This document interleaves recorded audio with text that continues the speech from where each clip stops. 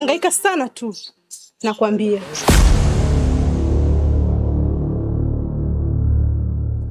Oh, kipenzi cha moyo wangu. Eti kipenzi cha moyo wangu, si ndio? Hivi Lufa, wewe ni mwanaume wa aina gani unaoishi kwenye uongo kiasi hicho? Kwanza, achana na hayo yote Lufa. Kwa nini unapenda kunikwepa? Yaani kila utakapoiona hii sura yangu, kazi yako ni kunikwepa tu. Sio kwenye simu, wala sio live.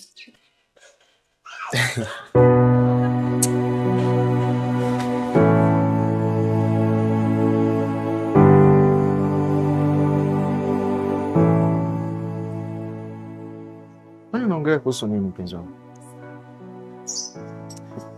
Sasa kitu ambacho hujui ni kwamba hapo unavyoniona ndio kwanza nimerudi tu kijijini na usiku.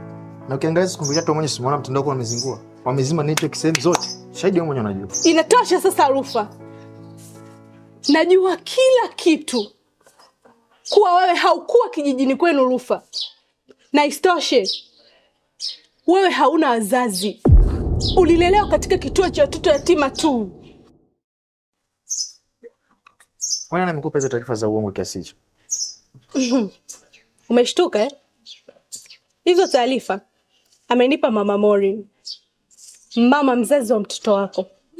Unayempenda sana kuliko mimi. Hivi Rufa, nia yako ilikuwa ni nini kwenye maisha yangu? Ulikuwa unania kunigeuza kama chapati, si ndio? Ulikuwa unataka unichezee kisha uniache? Labda sio mimi kizibo. Kama umeshajua ukweli wote, mimi sina haja ya kuficha. Sawa. Nikuchane tu nikuweke wazi, yaani nyeupe, sio? Yaani mimi kiuhalisia mimi kuwa na wewe, sikuwa ni tamaa zangu tu.